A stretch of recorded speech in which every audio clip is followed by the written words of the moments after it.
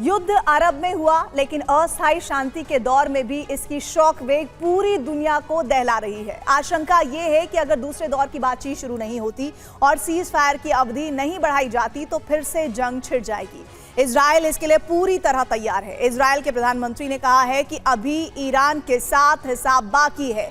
दोबारा युद्ध छिड़ने की आशंका से घिरे यूरोप ने इजराइल को दोषी करार दिया है, क्योंकि इस युद्ध ने यूरोप को बड़े संकट में डाल दिया है। यूक्रेन युद्ध पहले ही यूरोप के लिए संकट बना है और अब ईरान युद्ध से मुसीबत बड़ी हो गई है। देखिए कैसे यूरोप दो युद्धों की चक्की में पिस रहा है। ईरान के पास अभी भी कई दिन की जंग लड़ने के लिए पर्याप्त सैन्य क्षमता है। अनुमान है कि जंग में सिर्फ ईरान के 60% ड्रोन नष्ट हुए और लगभग 40% घातक ड्रोन अभी भी सुरक्षित हैं। अमेरिकी हमलों से केवल 40% मिसाइल लॉन्चर नष्ट हुए, करीब 60% बचे हुए हैं। न्यूयॉर्क टाइम्स की रिपोर्ट है कि केवल 30% मिसाइलें ही बंकर बस्टर बमों से नष्ट हुई और 70% मिसाइलें ईरान के अंडरग्राउंड सिटीज में अभी भी मौजूद हैं। कि 21 अप्रैल को स्पेन ईयू में एक प्रस्ताव रखने वाला है। स्पेन चाहता है कि ईयू इजराइल के साथ अपना एसोसिएशन एग्रीमेंट तोड़ दे। यह हुआ तो इजराइल को यूरोप के साथ व्यापार और कूटनीति में भारी नुकसान होगा। इसके साथ ही यूरोप से मिलने वाले हथियारों पर भी पाबंदी लग जाएगी। इजराइल के हथियारों का 95% हिस्सा अमेरिका और यूरोप से आता है। इसमें यूरोप से 30% हथियार शामिल है।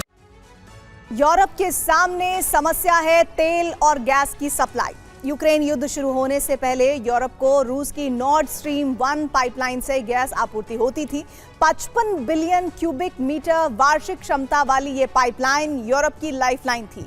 साल भर में यूरोप को जितनी गैस की जरूरत होती थी उसका 15% हिस्सा इसी पाइपलाइन से पहुंचता था।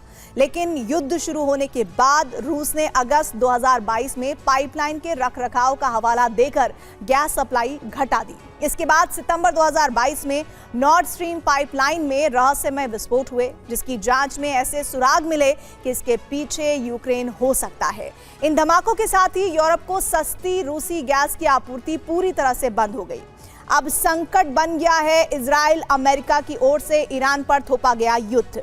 ईरान ने होर्मुज पर कब्जा कर लिया है और यूरोप का संकट दोहरा हो गया है, क्योंकि पाइपलाइन पहले से बंद है और टैंकरों से गैस तेल आपूर्ति भी बाधित हो गई है। यूरोप के देश खाड़ी देशों से जरूरत की 28% गैस आयात करते हैं। यहाँ भी कतर से सबसे ज्यादा 10% गैस आयात होती है और उसकी LNG फैसिलिटी युद्ध में तबाह हो चुकी है। तेल गैस की आपूर्ति बाधित होने से ग्राहक तक पहुंचने वाले तेल गैस के दाम बढ़ गए हैं। ऊर्जा के लिए गैस पर निर्भर रहने वाले यूरोपीय उद्योगों पर बड़ा असर पड़ रहा है और इसकी वजह से यूरोपीय अर्थव्यवस्था सुस्त होने के संकेत हैं, जिससे उबरने में वक्त लगेगा। हंगरी, स्लोवाकिया, चेक रिपब्लिक जैसे देशों में संकट गहराता जा रहा है। मार्च महीने में ईंधन की कीमतों में लगभग 4.6% की बढ़ोतरी हुई। केमिकल, प्लास्टिक और दवा उद्योगों पर सबसे बुरा असर पड़ा है, क्योंकि ये उद्योग कच्चे तेल पर बहुत अधिक निर्भर हैं। ज़ेलेंस्की ने कहा है कि जब तक हंगरी ईयू से मिलने वाले 90 बिलियन यूरो के लोन से वीटो नहीं हटाता है, तब तक द्रुजबा पाइपलाइन नहीं खोली जाएगी। हालांकि अभी तक हंगरी ने अपना रुख नहीं बदला है। हंगरी का कहना है कि पहले तेल सप्लाई बहाल की जाए, उसके बाद वीटो हटेगा। द्रुजबा क्रूड ऑयल लाइन की लंबाई 4000 किलोमीटर है। ये रूस से शुरू होकर बेलारूस, यूक्रेन, हंगरी, स्लोवाकिया, चेक Republic, Poland, Germany, Serbia, Croatia तक जाती है। इसकी आपूर्ति क्षमता 12 से 14 लाख बैरल प्रतिदिन है। युद्ध से पहले पूर्वी यूरोप की जरूरत के तेल की 20 से 30% आपूर्ति इसी लाइन से ही होती है।